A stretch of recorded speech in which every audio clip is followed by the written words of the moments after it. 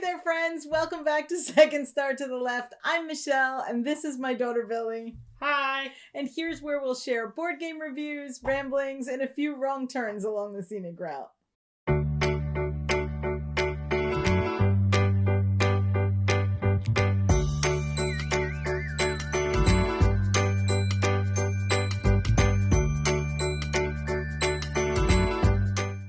We are back with our second video in a series that we call Would We Still Buy That? 2 videos, that's a series, right? Mhm.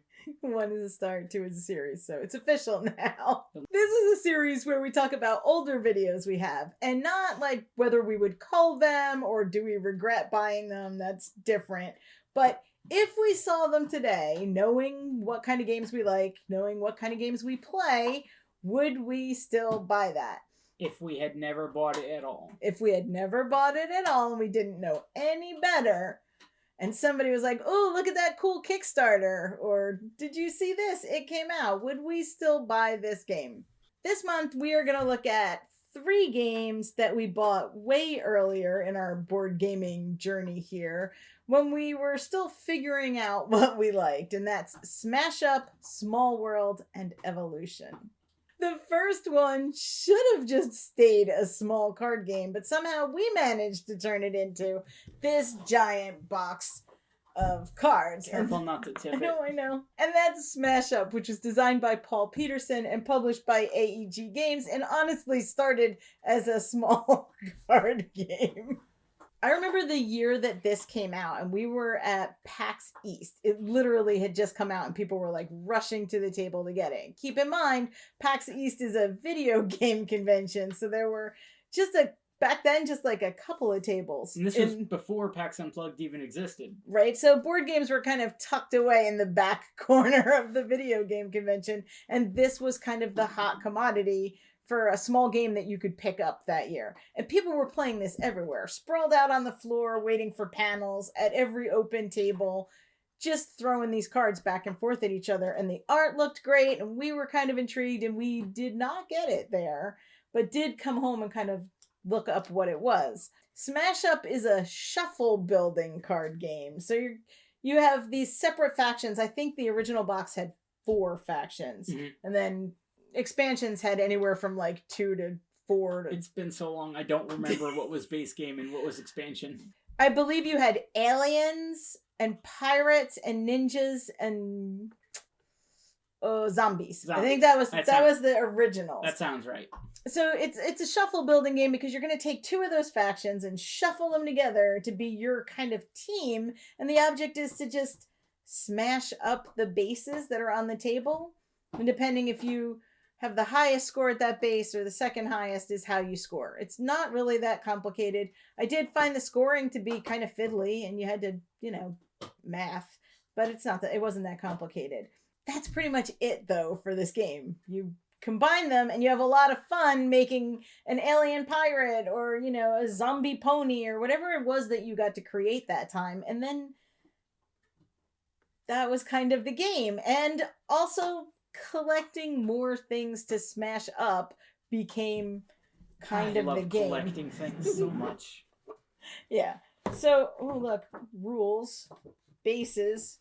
What is that? At one point, I printed out extra large bases for scoring because scoring was fiddly. I don't even know that we ever used it. Tons of instructions.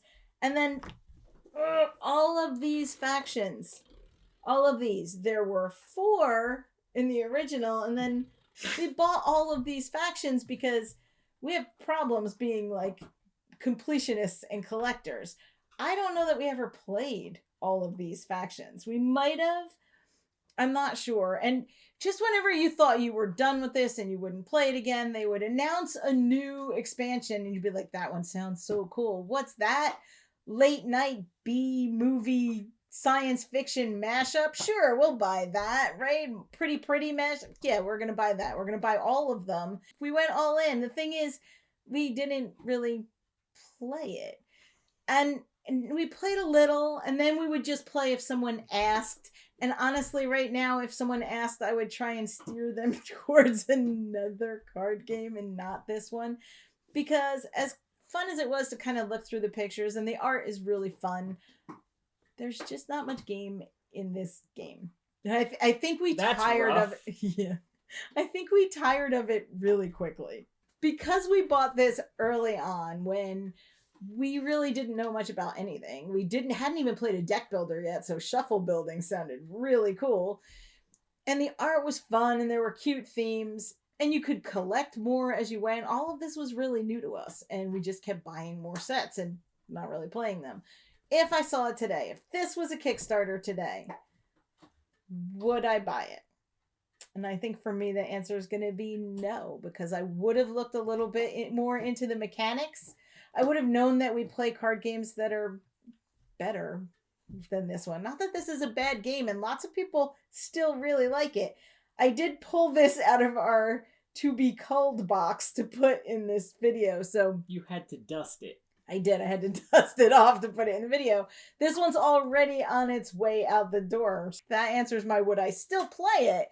But the answer to would I buy it is I don't think so. Would you still buy it? For me, I think, honestly, yes. I think I would be easily sold on the mashup of themes and the art, and I would probably be convincing enough that you would buy it. I don't know. You're not as convincing as you think you are. So that's Smash Up, this kind of shuffle building card game that has great art and some great ideas, but in the end, never really saw table time. Next on our list is Small Worlds, which is designed by Philippe Kiertz and published by Days of Wonder. And I'm tipping it ever so gently as I hear all the components smash around in there. I'm going to lay this back down.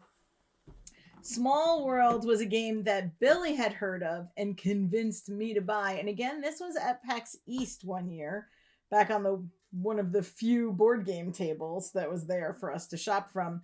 And I think it was early, like 2010. I know this game came out earlier, like 2008, 2009, but we didn't get it the first year. So we weren't that cool. This one promised us area control and fantasy races with special powers, and we could have these kind of unlimited combinations of race and power because they would always be reshuffled for every game. So you never knew what you were going to get. It always felt exciting. The only thing I will say is that it was really fiddly to set up all the races and powers, but I did solve that.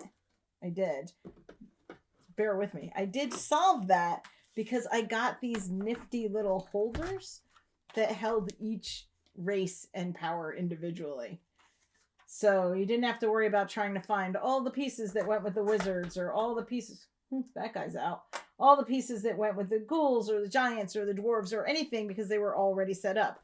I will also tell you that since I got these nifty little containers, we haven't played one time. When did you get those? I don't know, a while back. Board Game Geek Store had them, and I ordered a whole set or a couple of sets, and then I put all the little tiles in here.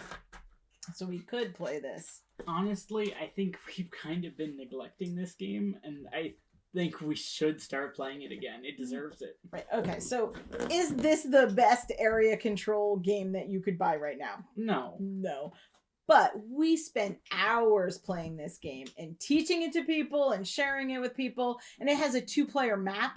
So you don't even feel like you're playing a lesser version of the game if you play with 2 people because it's set up for it. You get your combination of race and power and you build them up and spread them around the map, kind of battling to get more and more area until you decide that race is in decline. And then you get to bring out a new race. Once your race is in decline, they're not strong anymore, so they're pretty easy to wipe off the map by anybody else. But you do get to focus on a new race with new powers, and you keep going until someone has control of the majority of areas. Are there better area control games? Yes. But the thing is, I don't think we're not going to cull it. Right? No, never.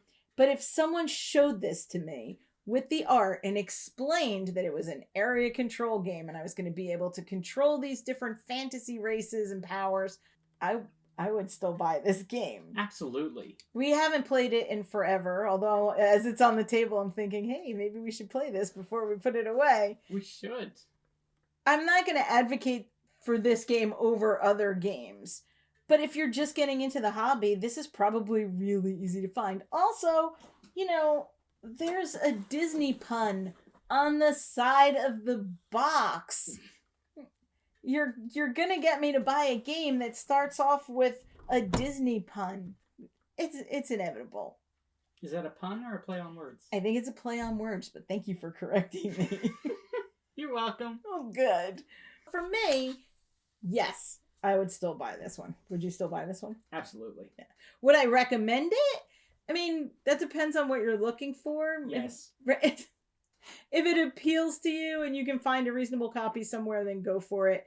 There were tons of expansions and maps, and we have a few of them, but we didn't continue to add to it because I thought there was enough in the base game. There's a lot here to play with. If we start playing it again and we get into it again, it might be worth it to pick up an expansion. Do you see why I have no room on my shelves? They look really cool. No. So anyway, I would still buy it, and you would definitely buy it. And the expansions. Okay, no one said expansions. We just said this game. Would you still buy it? Yes. The answer is yes. All right. And then some. And that brings us to our last game, which you might think you already know the answer to, and Billy's going to argue with me. But that game is Evolution. And Evolution, specifically the original base games. There are other versions out there now, but this one is the original one that came out. This is designed by Dominic Crepuchetz, Dmitry Knur, and Sergei Machin. And I think I said their names right. But it's published by North Star Games. Evolution is one of the most beautiful games we had seen at the time, and probably still. In Evolution, you are creating and adapting species to live in this kind of ever-changing environment. You need to give them traits that will allow them to succeed, like you can give them a hard shell, or you can let them burrow, or some of them are symbiotic, or scavengers, or, you have herbivores, but you also have carnivores. You have to make sure that everyone gets fed at the end of every round. That's herbivores and carnivores.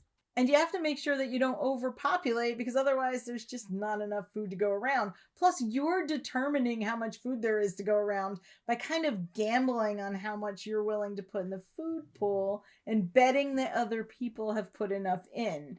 It's a bit of press your luck in the do you feed your species game, and a lot of my species have died right out.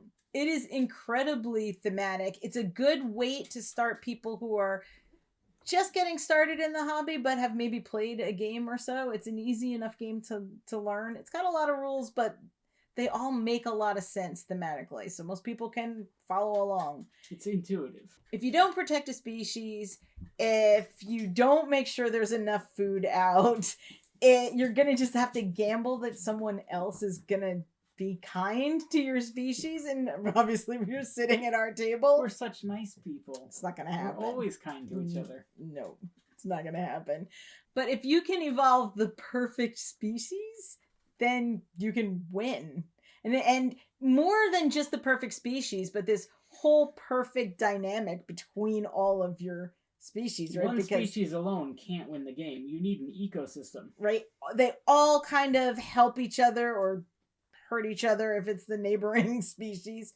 It is really smart and fun and beautiful, and it is my all-time favorite board game, and it has been since we got it, and it still is. But it's, we did get the flight expansion, which is cute, but you can play with or without it.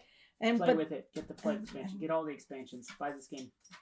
We got the climate expansion, which I think is pretty much necessary. I mean, not that any expansion or board game is necessary, but it adds a lot of depth. It does add a lot of depth, and it adds this really nice push and pull between the players as the temperature moves from cool to hot, and the species that you've built to survive in the hottest drought all of a sudden are freezing to death because the temperature shifted to cold. So the big fat woolly thing you have isn't going to do so well in the hot sun. No, so you have to be able to pivot and adapt. It's really clever. You have to be able to evolve. You have to be able to evolve. So the answer to this question seems easy, and Billy will tell you that it's an easy yes. I think it is. I think it's more complicated though, because if I were buying a game right now and I looked into this, The difference between us buying a game now and us buying a game then is that we tend to do a little bit more research before we buy a game. Not all the time. We do still impulse buy things, but we do. And if I did the research, I would see that Climate comes as a standalone game. But you still would miss out on all of the traits and stuff from this game. I would still buy Climate and not this one. You gotta start with this one, and then you work your way up to Climate. I disagree. So Billy says this emphatically is yes, you have to buy this one. But And I'm the asking, others. would we still buy this one? If the other one's available, I'm going to buy Climate. Not and just Climate, or at least Climate first. Just to throw stuff into the mix, Oceans exists. I prefer Evolution. I just think there's something more charming and endearing about the way you build these than the way you feed your fish. There's room on your shelf for both if you really like this game, but if I had to choose, I'm going to choose Evolution. But we don't have to choose. We don't have to choose, apparently. Because Oceans is also up on my list. But we are not asking, would we buy Oceans? We're asking, would we buy Evolution? And my answer is, if this is the only one that exists, yes, I would absolutely buy this. If we're living in the present where Climate exists as a standalone option, I'm going to buy Climate. Gotta buy the base set. It's not. And then they are standalone sets. It's a base set. Standalone. Standalone expansion. Okay. So the answer is Billy would buy everything. Yes. And I would buy Climate. I hope that cleared things up for everyone. So those are our 3 games for this month. We had Smash Up, Small World, and Evolution. And we would obviously both buy one of them. We would probably both buy Evolution, but I would buy Climate and Billy would buy Evolution. Yeah. And I would not buy Smash Up, and Billy thinks she could convince me to buy it. It wouldn't work. Yeah. Look, the art is clever. It's really good production, but in the end, it's a game that we haven't played in years. And I think at this point, we would know enough to recognize that when we were looking at the game. We would walk by it and say, I would play that if someone was showing it to me, but I don't think that I would buy it. I think you're forgetting just how interesting this art was the first time we ever saw it.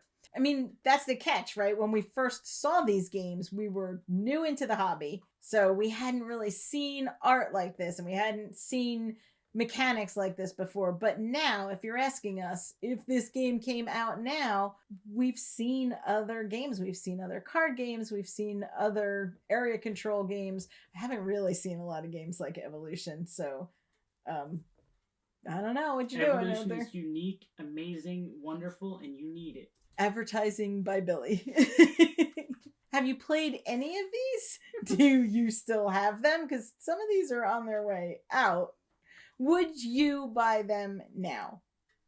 Don't forget that you can still enter our giveaway for a copy of Land vs. Sea. All you got to do is subscribe and head on over to our 2021 wrap-up video and just leave in the comments what your favorite game you played in 2021 was. It's pretty easy. You could win a copy of Land vs. Sea. Also a very good game. Very good game. It was on both of our top 10 lists, wasn't it? It was definitely on both of our top 10 lists. It cracked my top 5. We will leave the contest open until our January 28th video when we will announce who won. You can maybe see the pile behind me a little bit. Maybe, kind of. We are making our way through those PAX Unplugged games, and we are still on target to play all of them by the end of January. So we'll see also in that video whether we manage to play down that giant list of games that we bought at PAX Unplugged. But I'd say we're at least halfway there at this point. At least. We're doing great. Thanks for watching. If you like what you see, or if you want to keep watching until we get one right, then please like, subscribe, and share. If you want to find us elsewhere on social media, I will throw all of that information down below. As always, open tables, open minds, and play yourselves. Bye! What's that? Never guess what the series is about. It's about would we still buy that? Yes. All of these Sounds came like a home fart with us. when you do It's that. not That's a fart. Vote in the comments if you think that's a fart. No. My carnivore is going to eat all of your tiny fluffy bunny things. He hit the camera again. He did. If you take a break at each line, it reads like slam poetry. Nice. Everything is slam poetry if you read it slow enough. Leslie, nope.